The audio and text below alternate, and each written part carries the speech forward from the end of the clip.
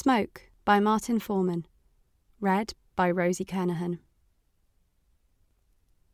You don't smoke, do you? Cigarettes, I mean. Nor do I. Nowadays so few people do. It's bad for your health in so many ways. Of course, we didn't always think so. There was a time when it seemed that everyone smoked. Then attitudes began to change. But not so long ago, you could light up a cigarette anywhere. Few people would notice and no one would complain. Like here, in this bar, a few years ago. A Friday evening in autumn, 6:30. Skies dark, a chill in the air. A good time to be indoors. Listen.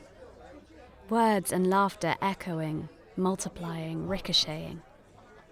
Look around. Don't worry, they can't see us. Couples and groups, young and employed. Clothing from quiet to fashionable. Accents from gentle to anonymous. See these two by the bar, leaning towards each other, eyes locked. Is it conspiracy or is it lust? Nearby, friends and workmates getting drunk, mocking bosses, judging pop stars and sportsmen. Conversations everywhere, pauses a few. Into any void, questions are thrown. What to do now, where to go, where to eat. Drinks pass from hand to hand, bottles and glasses are emptied, refilled. Cigarettes burn slowly. Smoke wafts in the air. I'll leave you. You'll be all right, won't you? Just fade into the background like a puff of smoke. Then you can watch, undisturbed.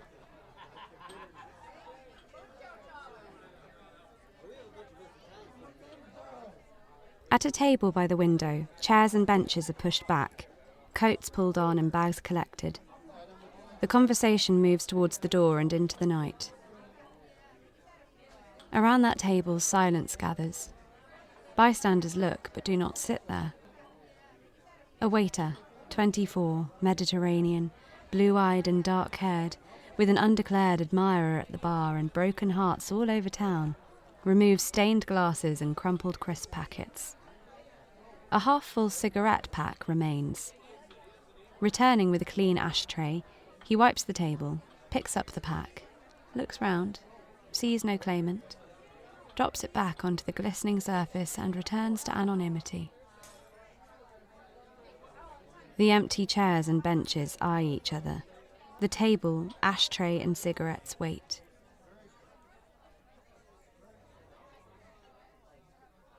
The door opens. 3 men, 3 women in their 20s and 30s. 4 settle at the table, 2 offer drinks.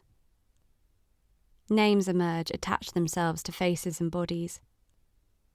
Duncan is short, scruffy-haired and almost handsome, with an irreverent sense of humour. Ellen is petite, blonde, pretty and certain. Tom is tall, sharp-featured and piercing eyes, a should-be model wondering which of the women will be his for the evening. Shona in the armchair, the oldest, is statuesque and calm, a welcoming port in any storm, still waters running deep. Rick, returning from the bar with designer lager, vodka and stimulant, is the gay man recently separated from his lover, but beginning to think life is worth living again. Clara, bringing the last of the drinks, tired at the end of a long day, is the cynic. Thank God for this. Cheers, tar. Glasses raised, smiles shared. Conversation restarts. I've had a hell of a week, Clara. Expressions commiserate at orders not delivered, phone calls not answered, burdens that no one should have to bear. Shona rummages in her bag, puts it down, disappointed. With relief, she reaches for the pack on the table and waves it in the air. Anybody's? No, head shaken, no. I thought you'd given up, Rick. I had. She offers the pack round, no takers. She pulls a soft, slim tube from its nest, places it gently between her lips, finds a lighter, flicks the flame into life, and inhales. The first cigarette Shona smoked, at a friend's house at 13, an exercise in adulthood, hit her with the impact of a lorry smashing into a wall. The most recent, puffed in the street an hour ago, was as tasteless as water. This one has the scent of Araby, the sparkle of champagne, the mist of distant moors. She looks at the packet, a brand she does not know. My great-aunt died of lung cancer. Duncan. You don't seem too upset about it. Ellen. She left me money. I have no intentions of dying or leaving you any money. Shona smiles. Duncan grins back. Don't need it. It's a filthy habit. Tom's beauty allows him latitude that women grant to few men. Your breath stink, your clothes stink. Which is why God invented chewing gum and washing machines. Duncan. Cigarettes can be sexy. Rick. Bet Davis, Marlborough Man. Lung cancer, emphysema. Clara. Everything's bad for you. Ellen. Even drink. I once had a cousin who drank 40 Benson and Hedges a day. Duncan. The conversation swirls as slowly as the smoke, dissolving into some sport in the national team. Tom fascinates Ellen with the comparison of the merits of watching games live or on television. Rick, Duncan and Clara move on to film and Hollywood stars. Shona sits back, watching, listening. You're a fool, she thinks, watching young Ellen teeter between hesitation and eagerness. Tom can't take his eyes off you, but in 48 hours you'll be an embarrassment. It will be 6 weeks before you realise he never offered more than sex, and 6 months before it hits you how he used you. Shona met her first Tom at 16, sitting in a bar with low lighting and high pretensions, with the cigarette and the studied calm with which she occasionally exhaled, masking her nerves and embarrassment. You're cool, said a youth, 2 years older, as he stared into her eyes. And coolly she inhaled, and coolly she let the smoke dribble from her nostrils. Later that night she ignored the pain with which he took her virginity, but in the days that followed she howled in agony when he ignored her phone calls. It was the tobacco which saved her, transforming her regret into anger and her anger into contempt. It took years for that contempt to subside, and now she is no longer sure which emotion, if any, remains. She turns to the others. It should be Duncan you settle with, she silently tells Rick. You look good together, and you're both dependable and fun. But it would never occur to Duncan to dabble on the far side of the blanket. And Clara, my dear, while you might yet find a man, you will not do so at work. Complain about the world as much as you do, and the world soon turns a deaf ear. Another breath. The smoke clears her senses and she looks across the bar, suddenly seeing each figure in sharp relief. Somehow clothes melt away to reveal a mass of bodies, some tanned and well-toned, others with flesh pale and sagging. Upright posture suggests health, while stooping backs predict failure of tendon and cartilage. In the crowd, each smoker stands out, lit not by the flame of tobacco between their fingers or at their lips, but by the dull fire of their hearts, sending waves of light through arteries and capillaries to give each skin a warm, insubstantial glow. That was how she used to feel. As her friends drowned the sweat of aerobics with the scents of the body shop, she sat calmly in upmarket bars sipping the latest cocktail, smoking the slimmest cigarettes and entranced by the egos of men a generation older than herself. She let some seduce her, as much from curiosity as from desire, and on those nights she returned home alone, As she stared in the mirror and wiped off her mascara, there was always the last cigarette to satisfy at least one of her cravings, without the complication of forced conversation or misplaced passion.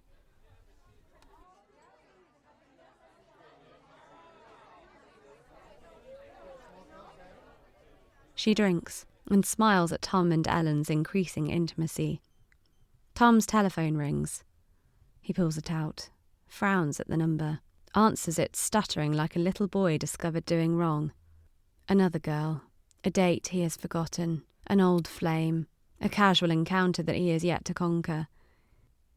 He has not yet mastered the art of lying to one woman in the presence of another. Ellen stares into space, forcing herself not to listen to what she can hear. Across the table, Duncan is telling the tale of an embarrassing dinner with a member of Parliament.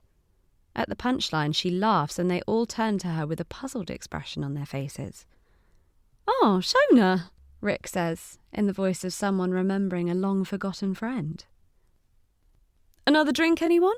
Duncan, standing up. "Ask now or forever hold thy peace." Orders are given. Shona looks at her glass, decides not, stubs out her butt, unaware that her hand immediately reaches for the one to follow. "As you love life?" Rick to Clara. "Non-existent." "Like mine," Shona adds, and politeness descends on the others as if she were an uninvited guest.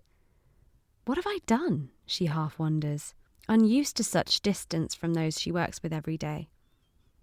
Without thinking, if only to grasp and keep their attention, she embarks on the saga of the last man she had hopes of, a Canadian engineer whose moods were as volatile and predictable as showers on a spring day. The story ends with the usual refrain. "It's about time I met somebody decent," and she watches as the others turn away in relief. Now she understands their indifference, she tells herself, lighting a third cigarette. She has let her defences down. This is not the Shona they know, nor the Shona she imagines herself to be.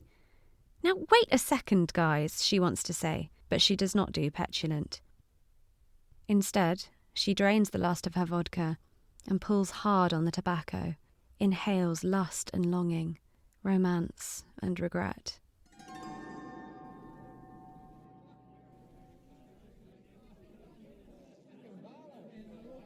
She sits back in her chair, suddenly bored. Looking round the bar again, she notices without noticing who has moved and who has stayed in the same position, who is coming in and where they sit or stand.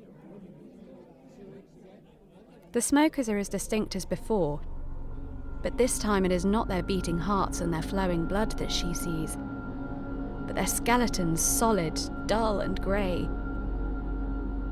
Portraits of death to come.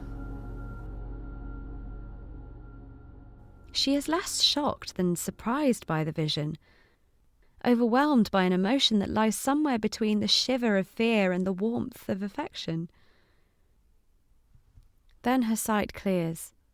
The bar is as it should be, and for a moment she is tempted to seek the companionship of the other smokers, to stand up, go and speak to each of them in turn, to listen to their stories, offer the laughter or commiseration they need. But she has no energy, and she turns back to those around her, to Duncan returning and the bounty of drinks he brings. With every word her companions utter, and with every gesture they make, she sees them drift away, as if she and they are strangers or have met in a dream. No, she tells herself, it is more mundane than that. This distance she feels is because she is getting old, and it is no longer friends that she wants or needs, but a lover, a husband even, although the word frightens her with its suggestion of finality and fidelity until death. Another stub extinguished. Another cigarette lit. At least a dozen still wait in the packet, lined up like men sharing a bed. Life should be so simple. Choose a partner, settle down, and when he turns to ash, return to the store for an identical model or an upgrade. Better hair, taller, more generous or less demanding. Stop when you get bored. Start again when the impulse takes you. Not long ago, there almost was a husband. A man who shared her bed and politics, her taste in music and in cigarettes. But over the year they were together, she grew bored, as he resisted adulthood and she yearned to embrace it. When they separated, she gave up smoking, as if it had been he, not the tobacco, that was the addiction. Then, 3 weeks ago, she finally accepted her 20s were far behind her, and the faint cracks that had appeared in a once perfect smile had come to stay. At the end of an evening when she had drunk one glass too many, when the man she had thought unattached had called an unnamed partner to say he was coming home, when she could not find a taxi and rain had begun to fall, she had walked into an off-licence for shelter and walked out with 20 Dunhill. The first one calmed her. The second was an old friend. The third she could not remember. The fourth and fifth brought back a memory. The sixth and seventh excitement. Once again, cigarettes gave her life. Once again, cigarettes gave life meaning. Without cigarettes, she might as well die.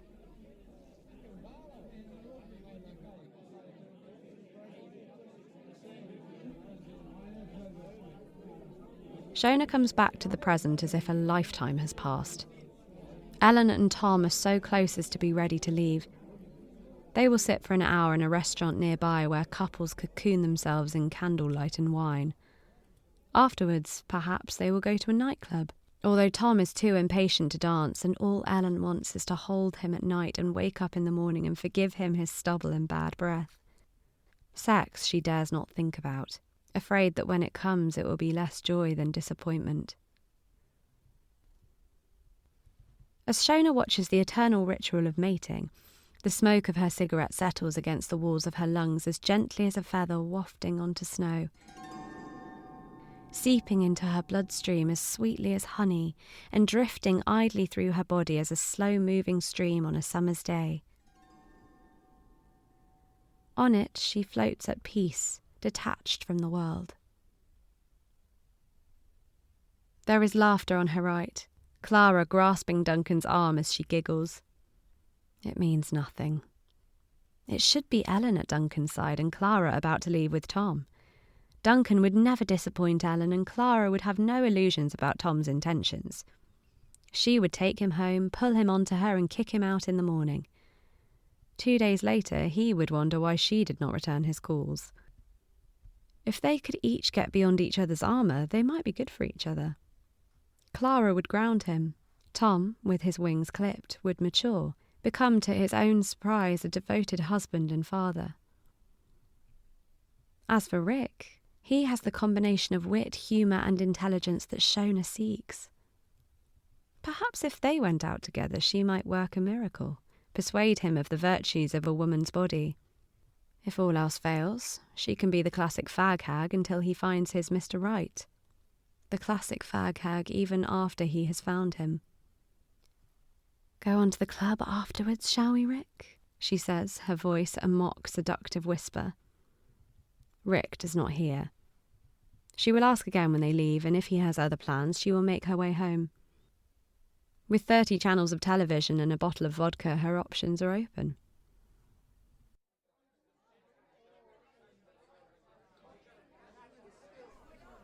Across the bar, the scene has shifted again. People are more relaxed, hands and bodies are closer, opinions louder and only occasionally offensive. The staff move quickly and efficiently, enjoying the buzz, looking forward to sharing tips at the end of their evening. A group of smokers in a corner hands round cigarettes like sweets among children. Shona sees their shapes shift, revealing not hearts and lungs or skin and skeletons, but buried spots and stains, tumours and ulcers. Some barely visible, others large and bright. All cling to their hosts like limpets enveloping organs and sinews. One or two twitch, pulse impatiently, grow imperceptibly. Vaguely perturbed, she looks up. But the faces she sees reveal nothing. Laugh and talk, unaware of the parasites draining their lives. Fascinated by what she has seen, she takes a long draught of smoke that for a moment clears her vision. "Do you see that?" she asks the others, but they pay no attention. "Do you see that?" she repeats, louder, but she can hardly hear her own voice. Suddenly, panic seizes her. What if she is harbouring one of these creatures? What if the cancer is already eating her away? What if her future has already been destroyed? If death lurks in the cigarette she holds? She wants to leave. She has to leave. She cannot stay here. But she is too frightened to leave alone. Across the table, a few feet and half a lifetime away, she sees a man she once knew. The name comes to her out of the darkness that has begun to surround her. "Rick!" she shouts, but he does not hear. She does not hear her own voice. She tries again, but the effort exhausts her, and the name has already slipped from her mind. Her glance falls. Her clothes have fallen away. She sees only her hands, her arms, her body a ghostly grey. As she stares at her flesh, it begins to dissolve, become transparent. Only the cigarette is real, floating up in a half-formed hand to rest on insubstantial lips. She is desperate to speak, but her mouth, her jaw are numb. Beside her, a couple have stood up. The names Tom and Ellen a distant echo. The others also rise, speaking and laughing, but Shona hears nothing. "Hey!" she tries to call as they walk away. "Hey!" But her lungs are motionless. She is not breathing. She cannot breathe. Breath is no longer necessary. "Hey!" she tries one last time. "Wait for me!" She wants to stand, but she has no legs. Push herself up, but she has no arms. Move, but she has no body. Think, but she has no...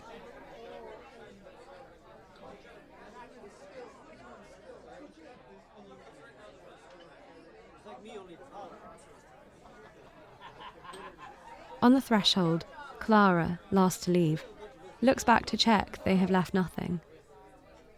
All she sees are the seats they vacated, empty glasses, a half-filled ashtray and a cigarette packet lying invitingly open. As the door closes behind her, a cloud of smoke hovering over the table drifts apart. A waitress comes over, collects the glassware and empties the ashtray. The pack she leaves for someone else to pick up. The evening is still young, and another smoker is sure to come.